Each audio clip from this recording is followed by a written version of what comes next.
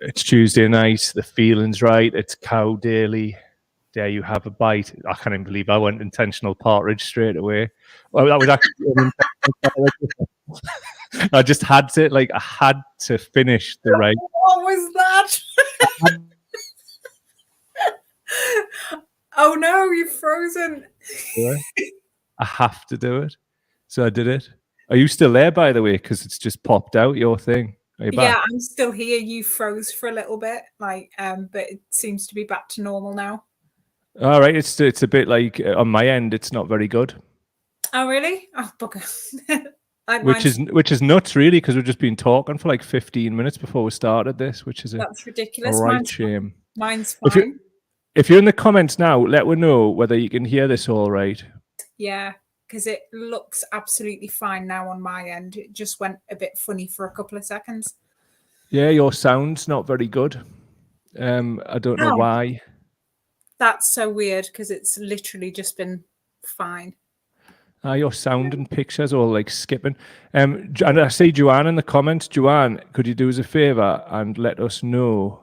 You can hear both of us fine, can you, Joanne? Hey, great start there. It's me, apparently. Oh, it's me. Okay. Joanne, do us a favor and let us know, in clear language. Can you hear both of us, all right? And is the picture okay? Because honestly, it just your picture froze. Yours is fine now, yours has just kicked in, okay, All right, okay. So well, we'll do. Hey, let's run with it and see what happens. Joanne's saying she can hear we both and see we both. StreamYard's been acting the silly buggers today, so I had to go out and come in and all that crazy stuff before, didn't I? So yeah, let's just go with the things. Maybe it just took exception to your patter right at the start. I'll just put this up before we go. Hey, I tell you what, I've had a massively lucky escape coming in with that unintentional partridge from the off, haven't I?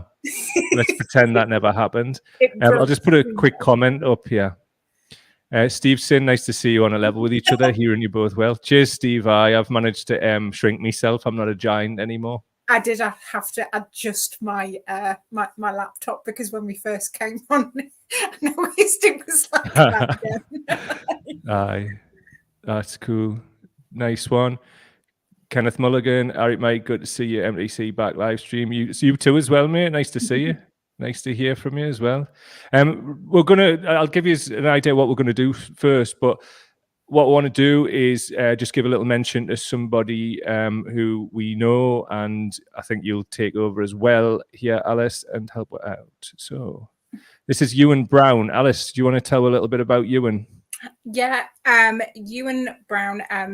For anybody who didn't know, it always really surprises me when I meet people who actually didn't know Ewan. He seems like he was one of these people who just seem to know like everybody in the entire world. He was an exquisite human artist, musician, an activist who we lost back in 2019. So the reason we are talking about him today is, one, obviously we just, we'll always kind of remind the world about him from time to time, but also his, friends and family have organised the Newcastle Ewan Brown Anarchist Book Fair.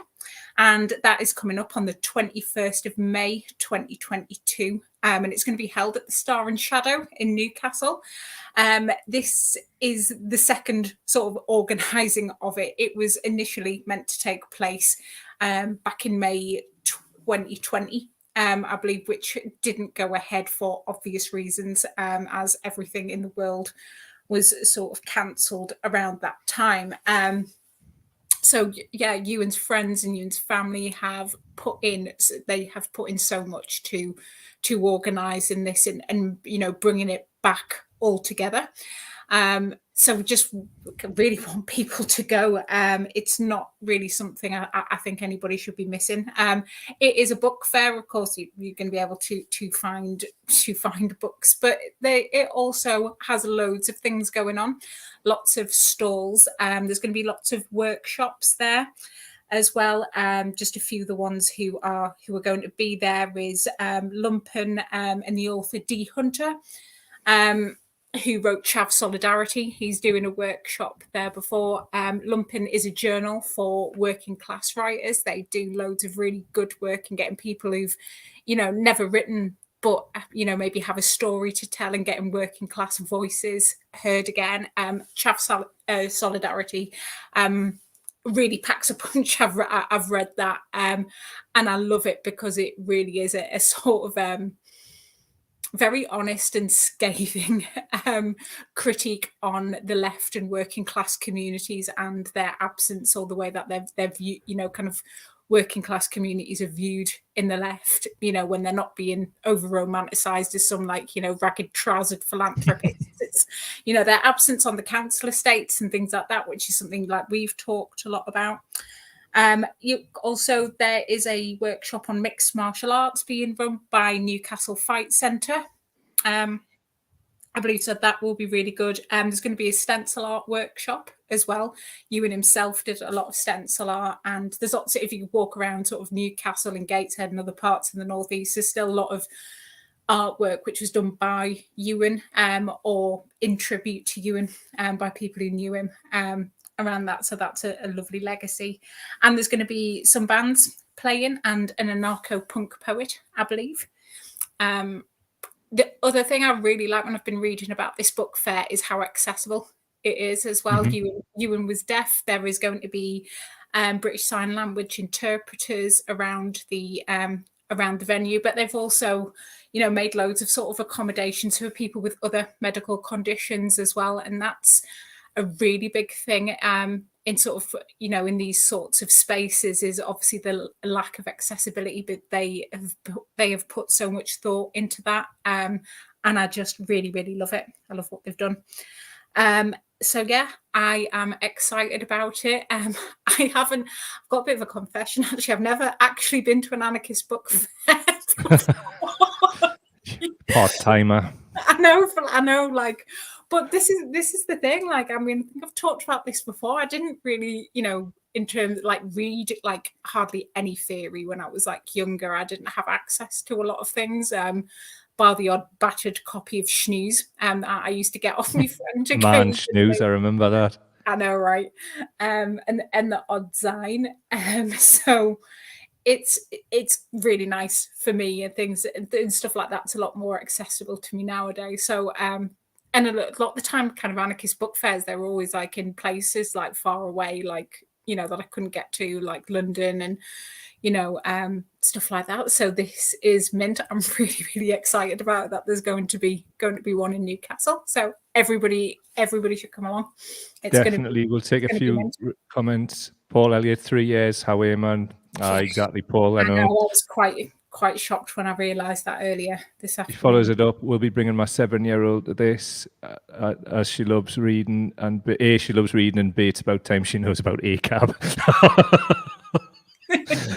So as I was saying, I think the last time I saw you, Alice, was at his funeral. It was Slaz. Yeah, it was. Yeah, that's quite scary as well. To be fair, I've since 2020. As anybody who knows me will tell you, nobody's seen me.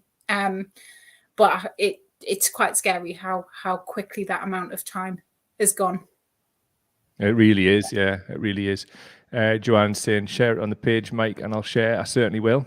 Absolutely, we'll be getting behind this and trying to promote it. And also, thanks to Cara for letting me know about it. And always happy to help. And anything we can do to help, just let me know. Definitely. Aye, happy days. Anyway, before we go on, how are you been? You all right?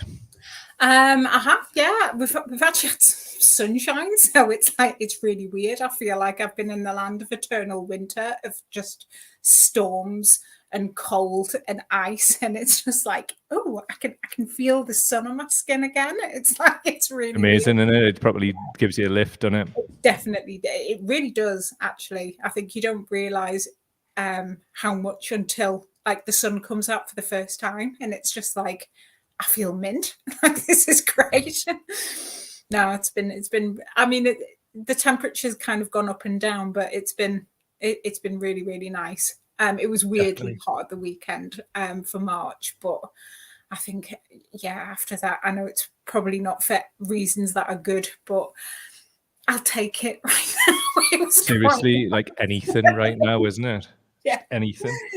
2 seconds. I'm just going to turn my headphones down a little bit because sometimes it can reverberate through the microphone and I have to take it out in the post. Is that better? Can you just speak some words? That's far better for me. Sorry. Yeah. It was. We had a bit of a technical before we came on, didn't we? It was like I couldn't get my mic to work, and it was like, shit, 5 minutes to go, and then it didn't work properly when we started. But that helped us because I'm not partridging myself off once again. Anyway, I think what we'll do is we'll start with something about the Northern Ireland Protocol, how it interlinks with Brexit and why Brexit is becoming a problem. And I think with everything else that's going on in the world, war. Right, there you go. There's the one mention of war we're going to mention in this show. What we've said between, isn't it? Like, if you want war coverage, it's everywhere. If you want war coverage from us, go to previous episodes. There's a lot of audio stuff's going to come out in the next couple of days, simply because I'm feeling better. As you can probably tell, I don't sound like a dodgy washing machine, as Mark put it last week. So I'm still a bit under the weather. My throat's a bit scratchy still, but I'm all right. Now it's been since this morning, so I was buzzing because I just didn't want to like stink up the airwaves again this week. So if you want war talk from us, go to previous episodes. Put the links, put the notifications on for Spotify and for Apple Podcasts, and you can get them there. Also on the YouTube channel, you can get the original Bad Lad there. But I'm sick of talking about it. It's like there's so much war propaganda from all sides going on. It's just, but let's try and drill down to the things that aren't being covered and should be, because this particular story, it's been covered in like Irish newspapers and the Belfast Telegraph, Northern Ireland, but I don't see it being covered anywhere in the sort of wider UK press, and I just don't understand why, and you're about to find out why as well. All I'm going to do is play this video, give an overview, and it's from a Northern Irish policeman. Firstly, I would like to condemn today's disgraceful actions of those who caused major disruption at a peace and reconciliation event in North Belfast, attended by dignitaries, guests and media. In contrast, I'd like to thank the local community for their patience during the course of today's security operation. This morning, sometime between 9 and 10 o'clock, a van was hijacked in Sydney Street West off the Shankill Road, Belfast. The van driver was threatened by 2 gunmen and forced to drive his white Vauxhall van a short distance to another street, and a device was then placed in the van. The victim was then forced to drive the van to Holy Cross Chapel, Belfast. Just think about this. The victim believed at this point he was driving a van containing a live bomb and that his family were being threatened. The local community were also impacted. Over 25 homes were evacuated, local schools were affected, and vulnerable residents in a local nursing home had to be moved to another part of their home. Most shamefully, a funeral taking place in the chapel was also disrupted, causing further grief to that family. This evening, upon further examination, the device has been declared a hoax. It was clearly designed to cause maximum disruption to the local community. At this early stage of the investigation, our assessment is that these crimes were carried out by loyalist paramilitary groups. We're keeping an open mind, but one of the primary lines of investigation is the UVF. My appeal this evening is for anyone with any information at all regarding these events, the gunmen or the movements of the white Vauxhall Vivaro van, registration mark XJZ7908, in the areas of Sydney Street West and Holy Cross Chapel, to come forward to police or to Crime Stoppers. Sorry, I was about to take a drink there. I'll put it back. Basically, what you were reacting a bit there. Tell us what your reaction is to that video.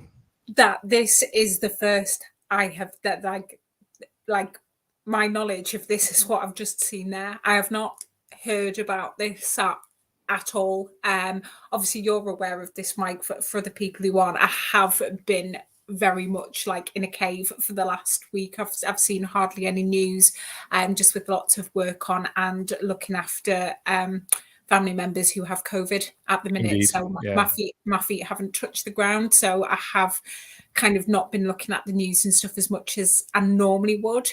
However, when that, on occasions when that happens, you always like hear bits like in the background, you know, as you're stuffing your breakfast down your throat in the morning, or, you know, you kind of like hear bits on the radio. I've seen absolutely nothing of that apart from what you have just shown me. This is like brand new information. But the thing is, I don't think like you're an exception, because it's not really being covered to the level it should be being covered. To give you, like, everybody out there, like, an idea before I move on to some of the slides, the UVF is the Ulster Volunteer Force, and that's the kind of the loyalist movement, sort of one of the armed paramilitary groups. And because of the Northern Ireland Protocol, which is like sort of the post-Brexit agreement, their whole take on it is that that's bringing the Good Friday Agreement into disrepute. And one of the reasons they're saying that is because Northern Ireland's still in the single market, and they obviously see Northern Ireland as part of the UK and want they were very Brexity and the loyalist movement. Basically, it's quite like a right-wing movement, and you know, it's not all right-wing people who did that, but it correlates quite like quite seamlessly.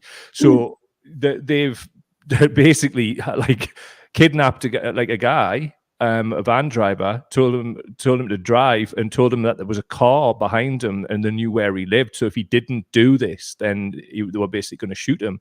So I'll give you a bit more of the background. So this, for audio listeners, is from the Irish Independent at independent.ie. The headline reads, "Loyalist paramilitaries to target Irish government buildings in campaign against Northern Ireland Protocol." It goes on, "Attacks on political offices and buildings in Northern Ireland associated with the Irish government are expected to continue as loyalists escalate their campaign against the protocol. Security is set to be stepped up at the South Belfast property used by Irish government civil servants when they are working in Northern Ireland." It comes after Irish Foreign Affairs Minister Simon Coveney fled a peace-building event in North Belfast on Friday after UVS forced the driver to transport what turned out to be a hoax bomb to the car park of the Holborn Centre, where the minister was delivering a speech. A senior loyalist source said they had access to weapons, some held back from decommissioning and others that have been obtained in recent years. They also have a small number of RPG rocket launchers. The rocket launchers were part of a shipment that includes VZ-58S rifles and hand grenades smuggled into Belfast via Liverpool in 1987. They were taken to a farmhouse in County Armagh to be divided among the three paramilitary groups, the UVF, the UDA, and the Ulster Resistance. So that's what we've got for now. Any thoughts on that particular nugget of information? Sorry, I'm just trying to like process that. Jesus Christ! I mean, you were there recently in Ireland. I was there last week. Yeah. We docked at Belfast and we drove through the north and crossed the border. And what a lot of people fail to realize, or maybe it's because they haven't been there, whatever, they've never done that drive, right? There's no sign which says you are now entering the Republic of Ireland. Right. You only know this, right, when your sat-nav changes from miles to kilometers. Because obviously the Republic goes off kilometers, it's part of the EU, and we actually pulled over near somewhere called Crossmaglen, and basically the like Crossmaglen, for people who don't know, is, you know, those famous IRA banners that are up on the lamppost and whatever, and it says "snipers at work." This is like the sort of, like, it's called bandit country, you know, like County Armagh, like over at the border. And it was like a real experience, because like I'd never been there before, but I've took a great interest in this over the years for various reasons. And there was like things that I've never seen before, like there was political prisoners, and there was things up on lampposts for them. There was graffiti as you crossed over the border, but it had like an arrow pointing back that way, which just said border. So there was a lot of sort of IRA graffiti on that side as well. And it was kind of like, you know, what we grew up with growing up in the UK, like the mainland Britain. was completely different. And you know yourself, we weren't privy to much of any of this kind of thing whatsoever. I mean, when we were driving through Belfast, like down the motorway, you looked off to the right, and on the top of tower blocks, there was like Justice for the Craigavon 2 and things like this, who are like from the Republican side. So as much as people are saying like, oh, you know, things have settled down, and they have compared to how things were back in the day, it seems that what's going on with Brexit is starting to make this bubble up, and that's an understatement. If a van's being hijacked with a hoax bomb, which is clearly, you know, I'll play this other video, and this is like a loyalist spokesperson, right?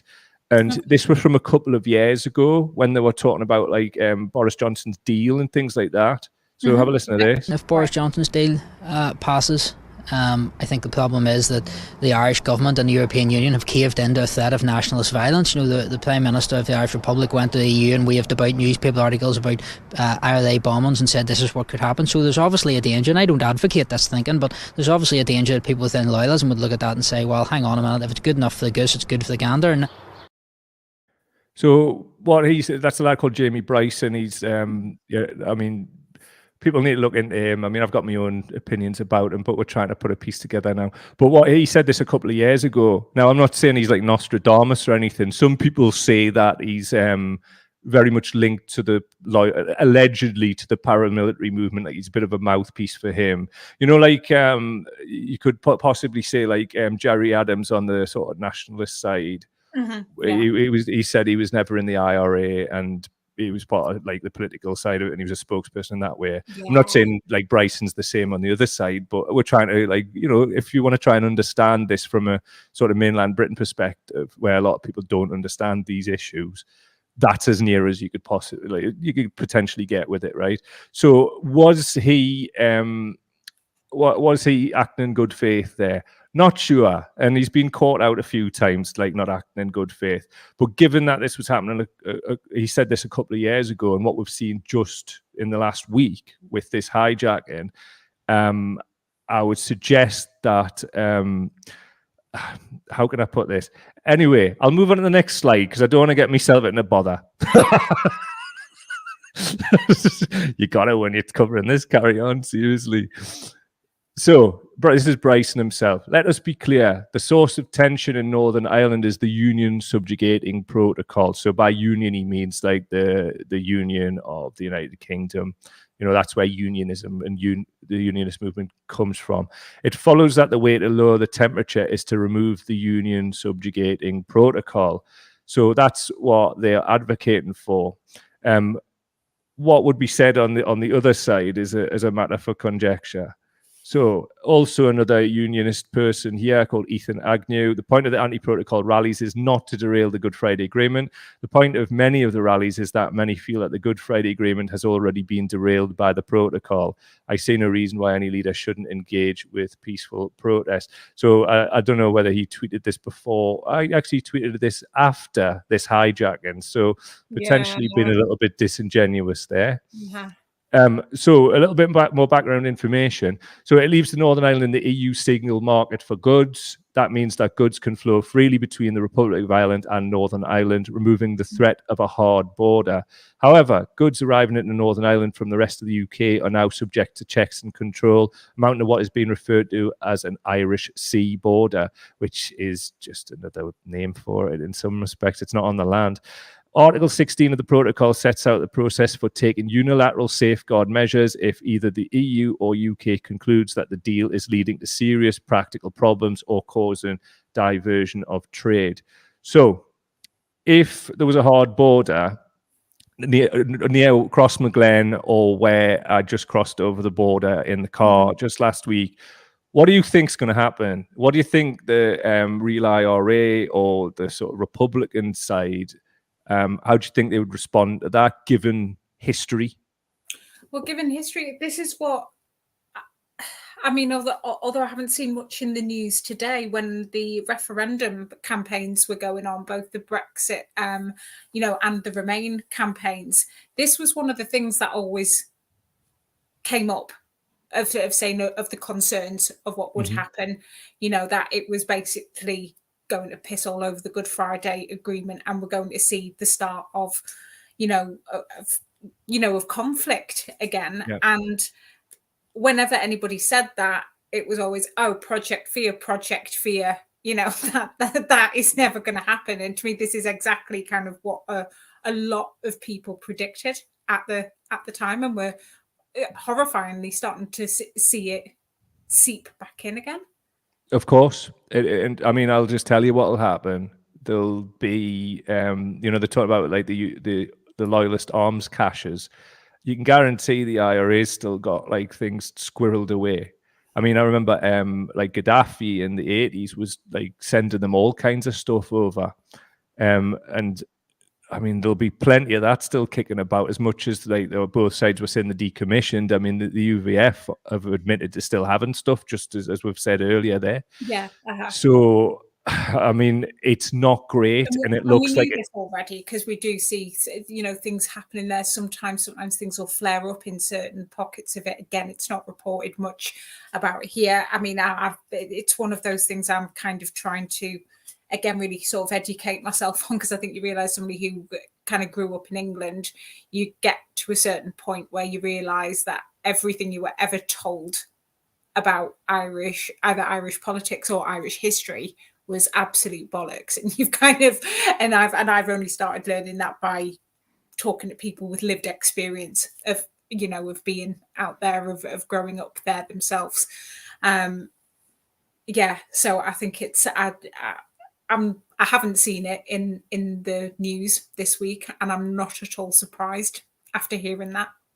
I mean, the thing is, like, what tends to like happen is, if things don't get covered, then whichever side will make it get covered, and that generally comes from like a bomb or a shooting or a kneecapping or something that'll grab the headlines. I mean, as I say, this is being covered in Northern Ireland and in the Republic, but I'm not saying that to the level it should be being covered in, certainly not in England.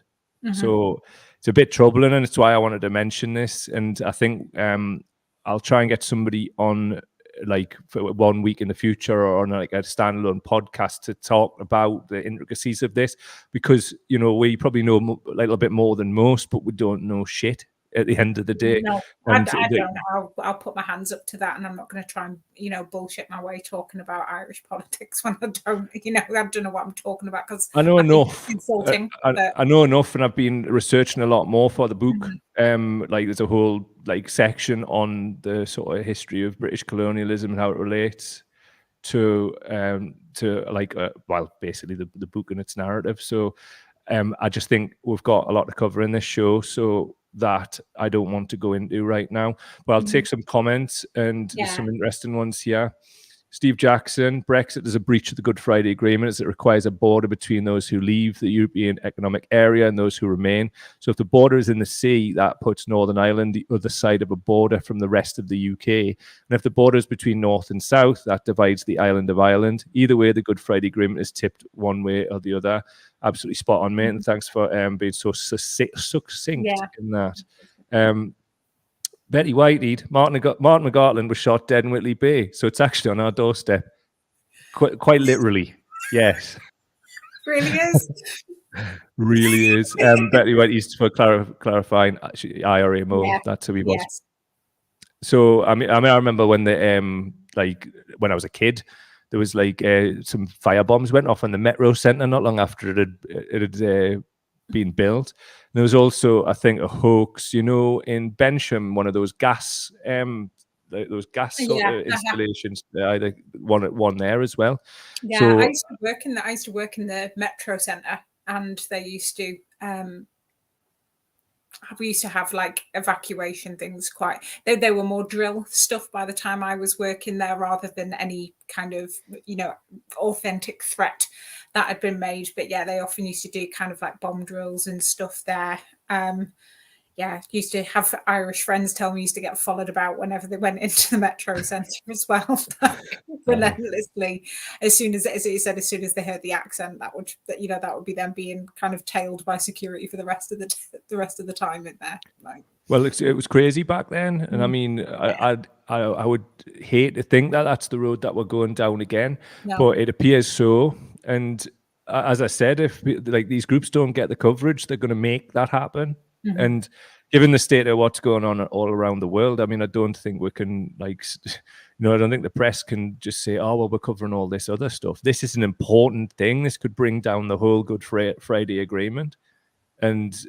Well, from what Steve's saying there, it's pretty inevitable, really, because how are you going to please both sides? Like, how is that possible? And I mean, the Republican movement, they took a view of like trying to bring about a united Ireland via the ballot box. So how would that work? You know, how would it affect that strategy? Because this is why you've got groups like the Real IRA and others who completely rejected that approach and was like, the Brits are still in Ireland, so we've got to keep fighting them. So it's a whole heap of a mess, and it was so fucking avoidable. And as you said, people were saying at the time with Brexit, God, it just doesn't even bear thinking about. Like, once again, innocent people could die. I mean, this van driver that was hijacked, I mean, just some bloke going about his day, wasn't he? Yeah. And it's the amount, kind of the amount of trauma that puts on somebody. That's not something that's going to go away, overnight at all. No. And I mean, you're going to need generations to just over time to have all of that history put behind you, or at least start the process of it, because it runs so deep. I mean, there was the Shankill butchers were going into, they were a UVF group, were going into betting shops and pubs and just spraying bullets, killing people. And obviously, people would say on the other side as well, a lot of civilians were killed by the IRA, and that shit runs deep, man. That runs very deep indeed. So I think this is something we'll return to in the future, something we'll have a look at, and something that I really feel it was important that we mentioned this week.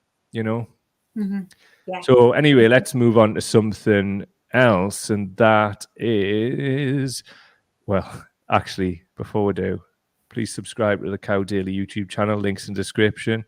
Please consider becoming a patron and funding the work that we are doing at patreon.com/Cow Daily. Now, though, this.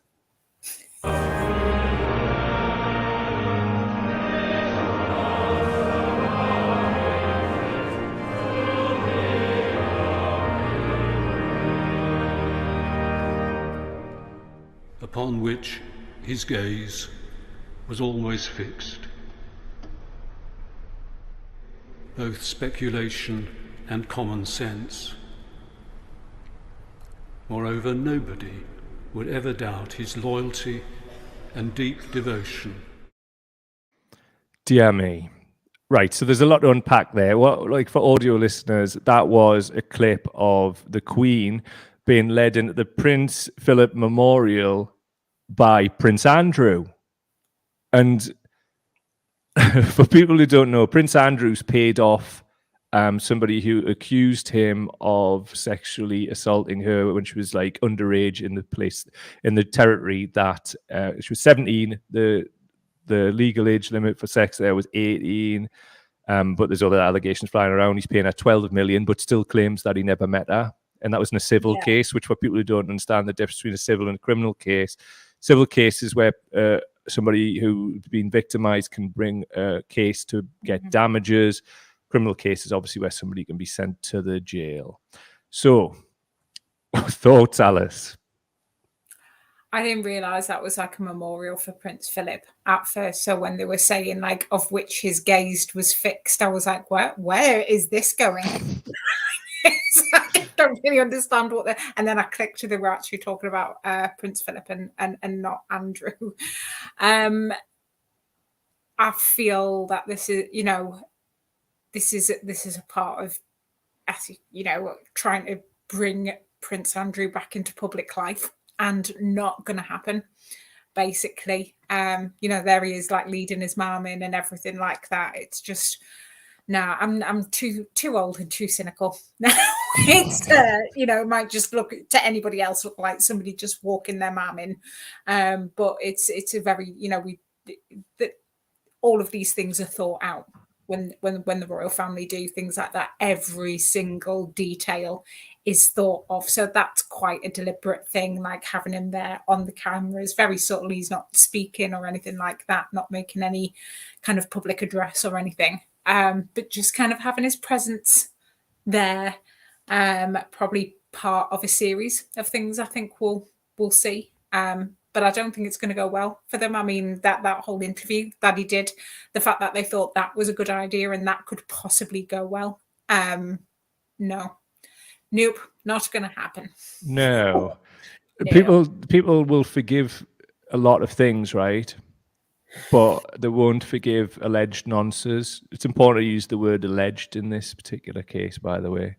I mean, I see plenty on the internet of people who justify what he did. She was 17. She was 17. It doesn't matter. It doesn't matter. And she and others were saying they were victims of trafficking as well. It's not. She was 17 on basically the world's biggest paedophile island. Yeah. Mm-hmm, context is important in this case, and of which Jeffrey Epstein did, was found guilty and did go to prison for. Exactly. I didn't bother with the word allegedly there because he was found guilty and he went to prison twice. Yeah, exactly. He did. He did for that. And people will still try and dress that up as much as they want. She took the money, rather than, more importantly, they paid the money. The most powerful, one of the most powerful families in the world. Prince Charles paid the lion's share of it, apparently. Right, okay. Because he didn't have the money. Well, I wonder why. Who knows what he's been spending his money on? Our money. No, and a lot of people, leave him alone, because of the Queen and, what she's kind of been through. But no, I still see, the victims still absolutely torn apart in the media, on an almost daily basis. Isn't it always so, though? I mean, it's not even just a case of whether it's something to do with the royal family. You see it in day-to-day life where people have been sexually assaulted. Absolutely. And there's this weird thing that families or people who are close friends with abusers do, and it's I can't possibly be them. It can't possibly they can't possibly have done that. It must be a lie. It must be a lie. And it's this default setting that people will just not look at the people who are close to them as something anything other than the image they have of them or the image they've been allowed to have of them by the abuser. Because guess what? Abusers are highly manipulative people, and they can basically cast shade on people who are willing to stand against them quite often. Now, imagine doing that on an industrial scale and being arguably the most powerful family on earth. I mean, the fact that Virginia Giuffre, I can't pronounce her second name. She's took this as far as she had. I think it's incredibly brave, but this is going to be around her for the rest of her life, however long that is. So it's somebody who I respect very much who's been able to take it that far, and that doesn't mean that people who haven't been able to do that are not brave. Bravery has many forms, and I think that's very important to say, especially under the weight of all of this utter fucking bullshit and delusion that a lot of people will live around because they don't want to admit that the people closest to them are abusers. Abusers aren't somebody else's problem. You might know one. Chances are, with the amount that goes on, you probably do. Yeah.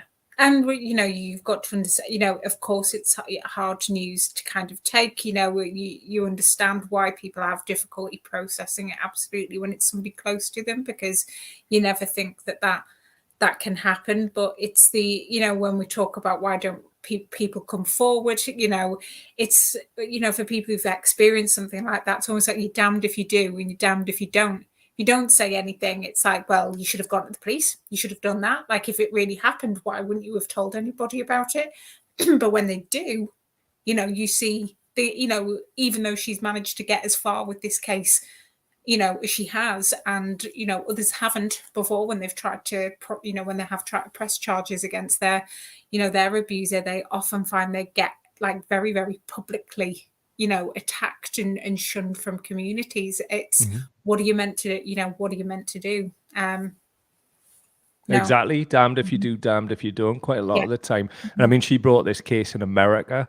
I mean, how well do you think she would have done in Her Majesty's court system? Fucking like nowhere.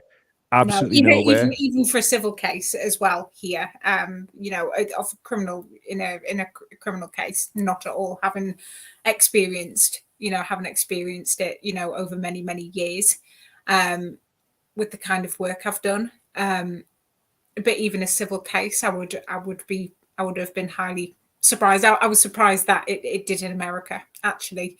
But I was abundantly surprised that she got that result, but it was like settled out of court. And I think it was like, from what I read, it was like within the royal family, it was like said, like, sort this out, settle, like we'll make this go away, because, for them, it's all about optics, isn't it? It's about how they're viewed. But at the same time, the video that's prompted this discussion, you've got the Queen being led by the arm by him, Prince Andrew, and it's crazy to me that was it. I mean, Sky News said that like this can be seen as as the Queen publicly standing beside what has been said is her favorite child. Now, having a favorite child's weird in the first place, like and publicly saying this, but the fact that like it's just an example of like what I was saying about like, oh, I can't believe that that's happened. Like, you stick with me, son. Fucking absolutely disgusting. And if anybody wants to give it this whole royalist crap, play them that video. It's disgusting. I'm disgusted. Like, all the Queen's, like, she's done so much for this country, and all this like pro-royalist narrative can just get in the bin. Get in the bin. Abolish the monarchy. Yeah. No, completely agree. But what about tourism? Sorry, carry on. What about the tourism? What about the tourism? What is the well, it's just a thing that royalists say all the time, isn't it? It's I'm just putting it out there. The Palace of Versailles has like 10 million visitors a year, and look what the French did to their royal family. What? Yes. The pharaohs have been dead for how long? People still go to see the pyramids. Nobody goes to see the pyramids now because there's no pharaohs there. Everybody knows that.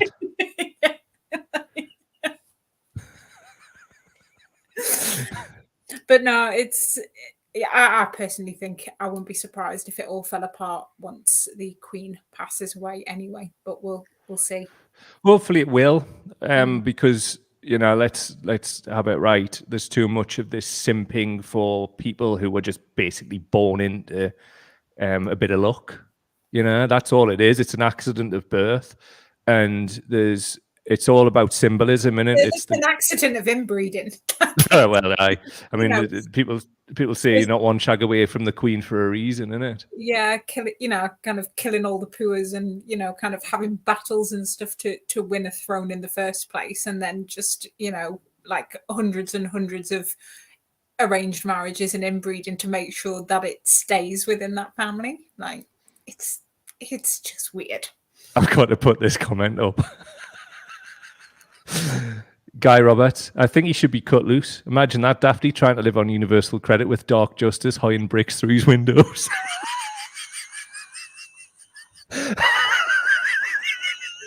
Amazing. Oh my God, that is just the comment of the decade. Fair play to you, Guy. Good to see it. Alleged nonce. Allegedly. He's an alleged nonce. Honestly, right, it's a disgrace, and the fact that like it's just being kind of soft soap like it always is. I mean, Nicholas Witchell will be doing backflips trying to work out how to like kiss the arse of the royals whilst trying to like put a spin on it. I mean, it's to your point as well, like, or trying to like rehabilitate Andrew's image. When all of this court case stuff came to its denouement, Witchell was on the telly going, "Oh well, we might see in the future, like, trying to like bring him back into public life and simp. And Nah. they're honestly going to try it. I mean, Of course they are. they're so far. It's to the point of they're so far removed from like what's going on, cost of living crisis, all of this stuff. Like when this is like hitting the door of like middle class people now. You know, like the energy bills are like on the 1st of April are like going to grow and go to ridiculous heights. Everything's much more expensive. We're like, if we're being told to cut our cloth accordingly, what's one of the savings we can make? The royals, the Queen's on her last legs. Let's have it right. I mean, she's had to be like armed in by somebody. Could they not have got Charles to do it? I mean, like, you know, like here's what happens. She'll die, and then it's Charles, and then Queen Camilla, and then it's going to bring out that visceral sort of rage of when Diana died. Like, and that's even like sort of tea towel Britain is once tea towel, like once Sunday supplement crockery Britain gets involved in this, it's game over. Yeah. Remember them, like the Princess Diana, like things you would get in the Sunday People and that in the magazine, the pull out, and you'd send away like tokens and whatever, and you'd get these like saucers with like a corgi on them or something. Every time I go in a charity shop, I see one. Every single time. It's like a Charles and Diana thing. I think actually there might have been, horrifyingly, I think there might have been a Charles and Diana tea towel in our house back in the day. I've got like a memory of this, but like, yeah, see, yeah, we had a chef in our house, so it'll have had scorch marks and everything. Absolutely. Well, that's the royals anyway. I'll just God, for the purposes of the clip, I'll just do a quick Patreon. patreon.com/cowdaily. Gain access to MTC's private chat forum, etc. We've got 15 minutes, so let's go on to the Oscars hypocrisy. So everybody will have seen the slap, Will Smith on Chris Rock. And just for people who have been living under a rock, what happened was, Chris Rock made a joke about like Will Smith's wife, Jada Pinkett Smith's alopecia, like, and made some kind of like old 30-year-old reference to bloody G.I. Jane featuring Demi Moore. Looking forward to seeing you in G.I. Jane 2. Will Smith got up on the stage, slapped the face off him, and then said, keep my fucking wife's name out of your mouth. So that's the background to it, right? Here is some of the historical hypocrisy, and this is what the Academy itself tweeted out, right? The Academy does not condone any violence of any form. Tonight we are delighted to celebrate our 95th, rah, rah, rah. It's the first line that we're interested in. The Academy does not condone violence of any form. Really, does it not? Here's so Mia Farrow, who used to be married to Woody Allen, Oscar's ugliest moment and a picture of the slap. Is it really, Mia? Let's go on and look at more. So we've got Dr. Yara Hawari. It's pretty laughable that the Oscars have publicly stated they don't condone violence after the Will Smith Chris Rock live smackdown when they've consistently given out awards to films which glorify bombing the Middle East to pieces. It goes on. Oh, Mia Farrow, Midnight in Paris. Woody Allen wins Best Original Screenplay Oscar for Midnight in Paris. Woody Allen, writer-director of Midnight in Paris, has taken the Best Original Screenplay, yada, yada, yada. It goes on. Hypocrisy. Meg the Spore Warden on Twitter says, I keep seeing people say that last night was the ugliest night in Oscar history. Obviously referencing the Farrow tweet there. Hattie McDaniel, and this was for Gone with the Wind, was only let into the Oscars as a favor to her white agent, where she sat at a table in the far corner alone, separated from the other cast and crew for an award she won. Mm-hmm. Also, this is the most disgusting one, in my opinion. Yeah, fugitive filmmaker Roman Polanski wins Best Director Academy Award for The Pianist. Roman Polanski, who's been a fugitive for the past quarter century after pleading guilty to having sex with an underage girl, won the Best Director Oscar Sunday for The Pianist. And that's even soft soaping it in the LA Times there, by the way. Yeah. Like, pleading guilty for having sex. I'm not going to get into the details of what he did. But what I will tell you is, and we didn't have time for the clip, standing ovation from these fucking ghouls when he won. And it was Han Solo himself, Harrison Ford, presenting the award in absentia, who was just like, yeah, look at this, yeah. And said at the end of the clip that the Academy accepts this on behalf of Roman Polanski because he couldn't be here tonight.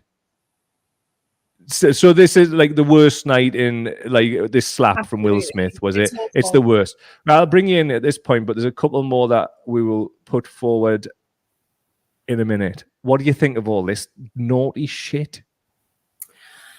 I think it's just completely dominated the news for the last sort of few days, hasn't it? And I've got really mixed feelings about it, actually. I think and like what Will Smith did, I think like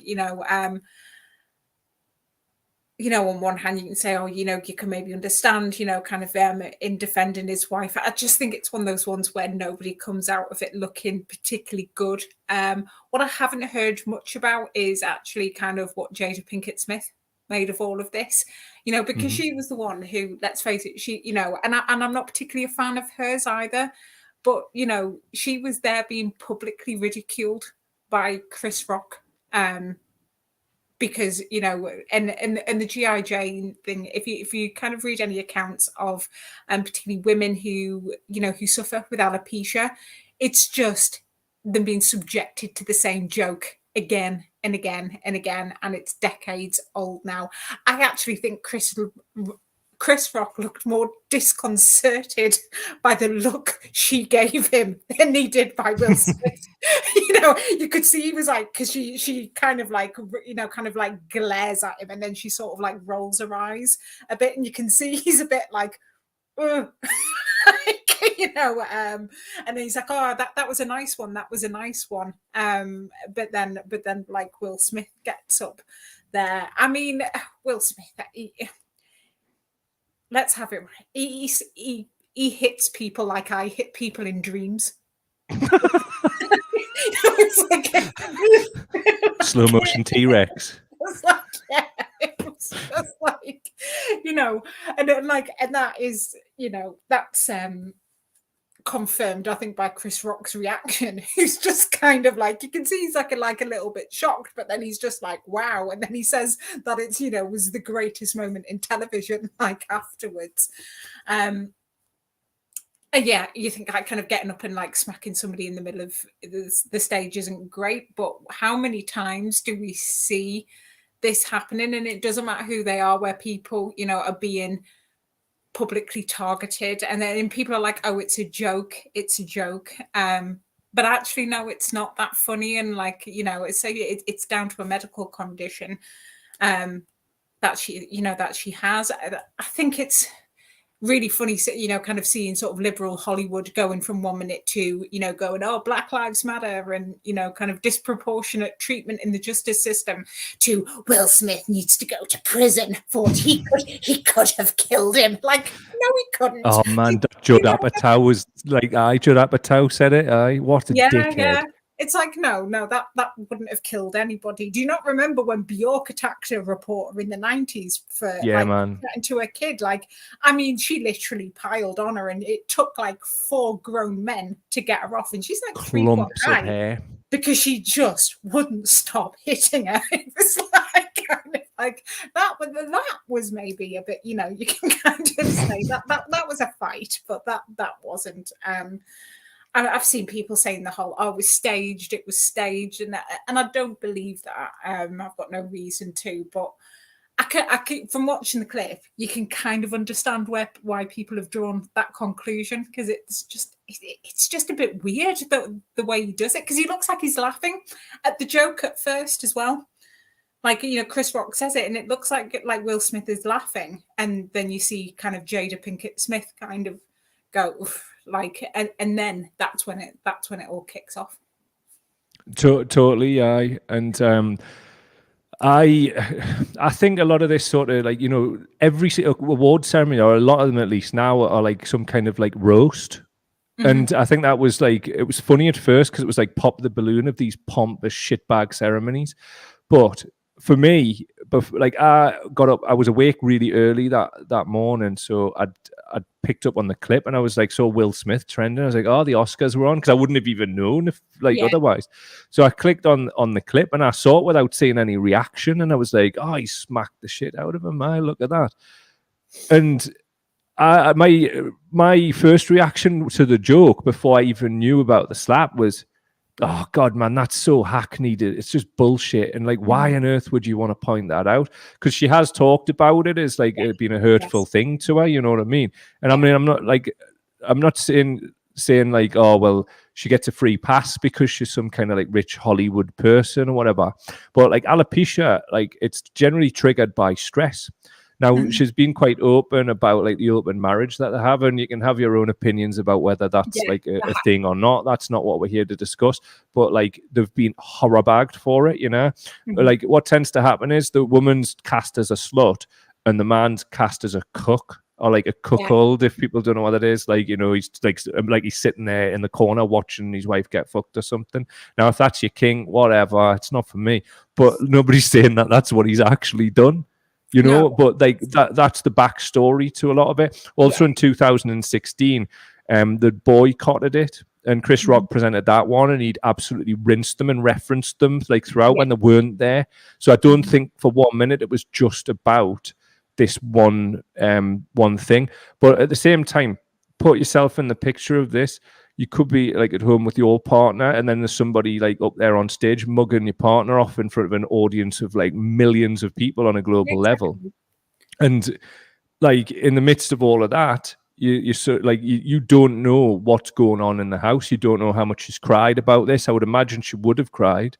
You know, like for like you're a woman. I mean, like hair. You know, it's like every relationship I've been in, women like to look nice with the hair. You know, it's like for men, I'll shave my hair. I'm going bald, and sometimes that like does affect me. But like I can just shave it off, and it's more accepted for a man to have a skinhead. But sometimes if I'm having a bad day, and I'm like, oh fuck's sake, man, do you know what I mean? I would love to have some kind of mad like Viking style haircut because I've been watching Vikings on the telly. Might even get myself over to talkie and get plugged up just so I can have this like this thing, you know. Seriously, I'm seriously considering it, you know, because I honestly thought it was like Turkish granddad hair, but it's actually your own hair. So anyway, I'm going into the weeds. But it's a hair thing, you know what I mean? It's like, and you might not know this, Chris Rock did a documentary for Netflix, I think it was, called Good Hair, and it's about black women's hair. So it's not like he doesn't understand this, you know. That was about the thing I was going to bring up is that, you know, kind of is it like a big thing for women, you know, women, but particularly like black women, you know, black women's hair has been very much kind of, you know, politicized, subject to all kinds of like restrictions over the years. And I think now he's claiming that he didn't know that she had alopecia. And again, I think that sounds like he did know. An absolute cop out to me. And for anybody saying, oh, it was just a joke, it's just a joke, they're meant to, you know, you should be able to take things like this. I'll give you two words: Sheridan Smith. From the 2016 BAFTAs, Sheridan Smith is an actress.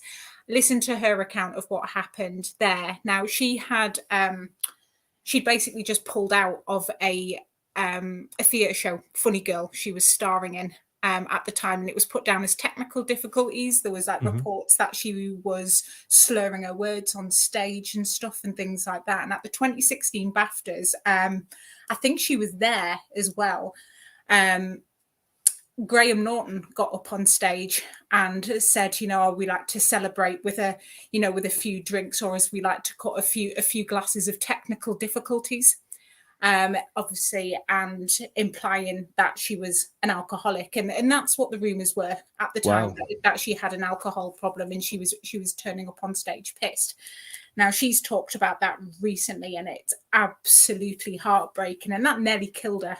And how it nearly killed her is that Sheridan Smith was, she was going through all kinds at the time. Her dad was terminally ill. She had like a really severe anxiety disorder.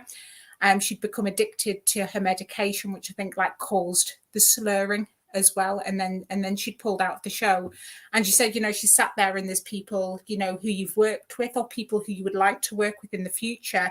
And you can hear people laughing at this joke that they made. Now, after that, what she did was she drove herself to a hotel. She was kind of having a bit of an episode and just decided, right, I'm coming off the tablets. And she did. She stopped them really abruptly. What she didn't know is you can't just stop these tablets abruptly. And as a result, she had like 5 seizures and like her heart was going, and she nearly died as a result of that, you know. And I'll always just think things like that. And I know, like, you know, particularly me, I've talked about epilepsy before. I make jokes about epilepsy. I make jokes about my epilepsy. Don't make jokes about anybody else's. And, you know, in terms of kind of having certain characteristics, they can be funny. We want to kind of laugh about these. Half the time laughing about stuff like this is, you know, partly kind of educating other people and making people feel less awkward about talking to them. It's not okay to then take the piss out of somebody else with that condition. That's not what this is. And it's, you know, we can all have a dark sense of humor sometimes, can't we? We do. That's the thing, we do. But are you punching up or are you punching down here? You know what I mean? That's it, you know. And are you basically publicly humiliating somebody? You know, imagine how awful that must be with all of these people like looking at you. And I will always think of Sheridan Smith whenever. I didn't know that, you know. Like I had no idea, and it's a great example. Thanks for bringing it to our attention, man. Yeah. Fucking disgusting. And that's the thing, you don't know. Sometimes people, like, how do we know that, like, Jada doesn't have cancer and, you know, she's going through, like, sort of therapy for that? You know, maybe she does, maybe she doesn't. We don't know. And what you've said there about Sheridan Smith is, like, we don't know what goes on behind closed doors. No, like, absolutely. people are judging Will Smith again about getting up and slapping him. We don't know what he's supporting her with. You know, we don't know. None of us know this. And you know what? It's none of our fucking business. Like, fair play. Do a roast. Like, but, like, that was not clever. That was not a clever line. Do you know what I mean? Like, it seems to be low-hanging fruit. And it's, I was fucking disgusted by it. And you know me, I love a bit of dark humor. I've done a bit myself over the years, but I like to think, you know, you evolve and you grow. And that, for me, was a bit of a test of where I'm actually at, because maybe years ago I wouldn't have thought any different of it. I fuck them, they're rich people, fuck them all. But, like, everybody's a human being. It doesn't matter what the bank balance is. I mean, like, somebody said on Twitter, like, that he's lucky that she didn't get up. She used to be a drug dealer. And, like, obviously... honestly, if I was going to take either of them in a fight, I would pick him. I wouldn't want to go up against him. Absolutely not. It's like, I think she's hard. She can handle herself, like. But, totally, you know, dude. I mean, you don't know. I mean, you met my partner. You wouldn't think she's a kickboxing instructor. I'd literally just be stood there holding her coat and just getting around in afterwards. I tweeted that the other day, but I'm doing the verbals as well, like looking at you, baby. No, but she's hard as nails. I mean, we've had a little bit of a spar in the garden a few times, and it's just like she's too quick. Me about that. Yeah, she had you on. Yeah, she'll tie you up in knots and then batter you. And it's like, fair one, you know what I mean? Yeah. Like, she's trained, I'm not. Like, it's like, well, I am a bit more new, like, but that's because of her. That's like, imagine having your sensei in your house. Yeah. But to look at her, you would never ever think she's absolutely nails. No. But yeah, in terms of darkest moment of the Oscars, I think the other thing we haven't brought up as well is 1973 as well. I believe Marlon Brando decline an Oscar? Well, let me put something up for you. So 1973, Native American actor Sachin Littlefeather was booed and cheered by Hollywood at the Oscars before being mocked by Clint Eastwood and almost physically assaulted by John Wayne. By the way, like 6 people had to hold John Wayne back from going up and dragging her off stage simply for asking that Indigenous people not be dehumanized in film. Yeah, she was escorted off by armed guards, basically. And if you see her talking about that like years later, she's kind of almost grateful for it because of John Wayne being in the back. Like, and if you hear her speech, it's so human and compassionate. She's not like getting up there like raging at people, which she'd have every right to do.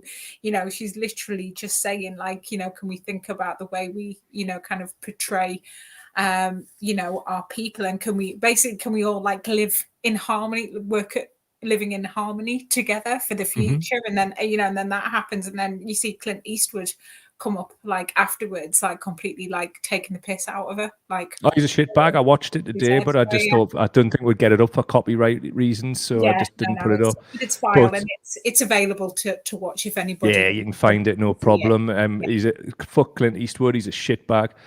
Also, John Wayne's mentioned. There's a little bit of extras on him. So in May 1971, Playboy magazine published an interview with John Wayne in which he expressed support for the Vietnam War and made headlines for his opinions about social issues and race relations in the United States. And I quote, "With a lot of blacks, there's quite a bit of resentment along with their dissent, and possibly rightfully so, but we can't all of a sudden get down on our knees and turn everything over to the leadership of the blacks. I believe in white supremacy until the blacks are educated to a point of responsibility. I don't feel we did wrong in taking this great country away from the Indians. Our so-called stealing of this country from them was just a matter of survival. There were great numbers of people who needed new land, and the Indians were selfishly trying to keep it all for themselves." What the fuck is that guy on? What a fucking bellend, man. I'm so glad he's dead. Yeah, me too. Fuck that guy. I hope he was buried next to an Indian burial ground and received his just rewards in the afterlife. Mm-hmm. Go and bury him near Wounded Knee. He's just vile. He's vile. Well, he is a vile piece of shit. Absolute shitbag. And I do have my Public Enemy t-shirt on, and referenced it's during the line, most of my heroes don't appear on no stamps, and Flavor shouts fuck when they talk about Elvis Presley, fuck him and John Wayne. Because people in the black community know this stuff, but in the white community they don't necessarily know all this, and they're still watching the fucking John Wayne films. I'm sure there's a song called "John Wayne Was a Nazi." No. From the punk movement, I would imagine. Possibly. So let's take some comments. We have Cube Republic on YouTube says Hollywood equals USA military industrial complex propaganda, and Black Hawk Down being one. I was about to say Black Hawk Down. I was about to bring that up. Yeah, every time an American dies, you get the grand music and 20 minutes of thing. Every time a Somali dies, it's kind of. Well, with your heritage, it's one that I thought I'd reference. Well, I think it's when I first became aware of that. Really, I guess I don't think I'd ever really been aware of it before, really taken notice, and it was that I was just like, Jesus Christ, this is terrifying. Yeah. Mental. So Paul's saying John Wayne, shite actor, worst human, absolute fucking walloper. Spot on. Guys saying, can't wait to see Ricky Gervais getting chased around by The Rock and Tom Hardy at next year's Oscars. Defo, man. Nice one. We've got a little bit of time left. We'll have overrun, but let's get this little positive news in. Of course. That's what I think is positive anyway. So Forbes.com says, end sanctions on Venezuela. This is Forbes, the capitalist's wet dream Bible, is saying this. And why are they saying this? Has it anything to do with Russia and the Ukraine war? And the tweeter at Lily Don't has said, oil friendship over with Russia. Now Venezuela is my best oil friend. The best oil. Oil friends. Can you believe this, right? So it goes on, bit of background. America the Ghetto on Twitter says, Maduro is going to have the US pay for that oil with gringo prices. Maduro better slip in fees for countless assassination attempts, coup attempts, and a fee for playing in Venezuela's face by saying Juan Guaidó was the president. Maduro better run the prices up like a city girl.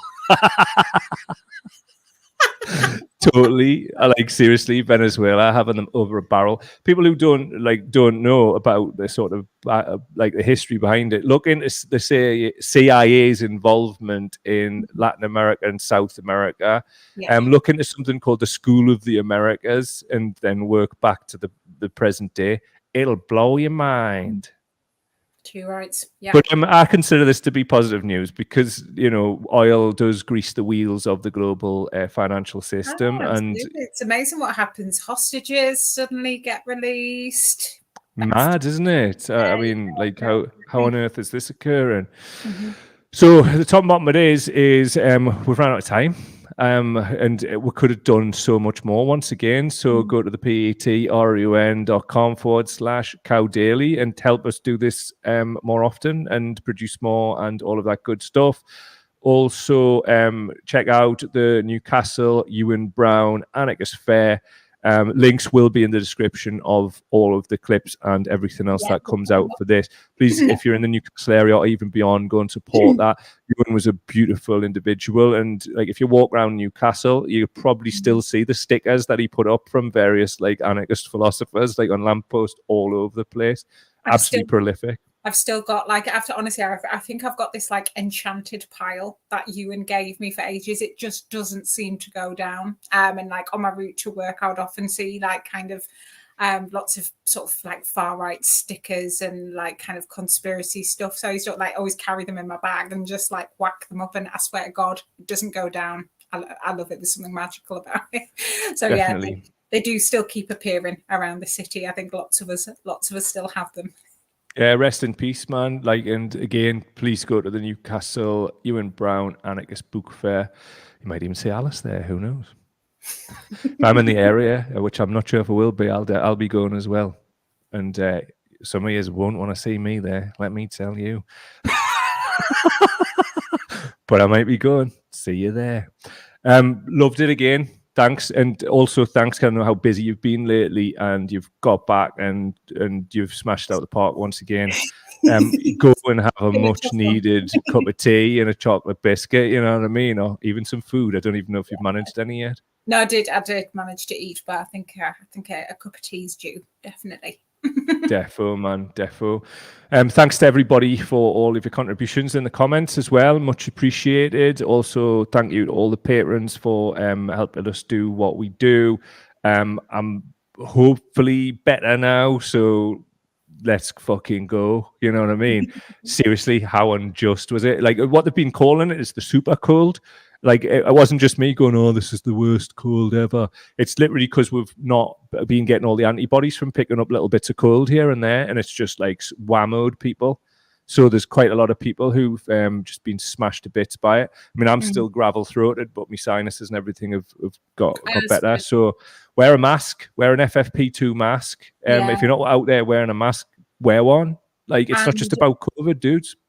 And just because Boris says you don't have to fucking isolate anymore, please still do, because I've got some very, very ill relatives at the minute who were in very poor health anyway, who have caught it as a result of somebody going, Boris says I don't have to isolate. Fuck that bitch. Seriously. Yeah. I mean, you're like holding your counsel. Fuck her and fuck everybody who's on that. You know what I mean? Yeah. Oh, well, Boris says it's fine now. You still have COVID, you fucking wank. No. Fucking stay in the house, you cunt. Yeah, just nearly killed 3 people. Nice one. Definitely. Like people with COPD and that, like, oh, it's fine. Mm-hmm. Like, you're going to laugh about that, are you? Fuck off. Get your masks on, dickheads. Anyway, like, you can tell it's a visceral one for us, innit? Because it's just like, yeah, fucking kiss my ass. Yeah. Julian's quite rightly saying on the way out there, it's worse now than ever. It is. And there was 1 million cases last week in Britain, and that's with lowered testing. Like, there's like so many of the online sort of doctors and medical people who are just crying out for coverage, and I think it's something we're going to have to do, because the like there was in Bladen and Gateshead, actually there was the emergency care centre had to shut down on Sunday, and I don't know if it's opened up again because of like all of the staff that are off for COVID. There's no measures in schools and so like something we want to just get in on the way out, but like we'd really do have to go now. Go and get some food. Thanks everybody. Cheers, especially to you, Alice, and thanks everybody for your comments and your general kindness and also patience. Well, I had my latest bout of illness, which I'm really pleased I've recovered, because obviously I've had all them long-term illnesses, and I was in the middle of it thinking, oh, fucking hell, not another one. Not another one. I'm good. Strong like the bull. Anyway, all the best. Love to all, as I to some filler to find the closing title, which are here. Goodbye. Bye, everybody. Bye.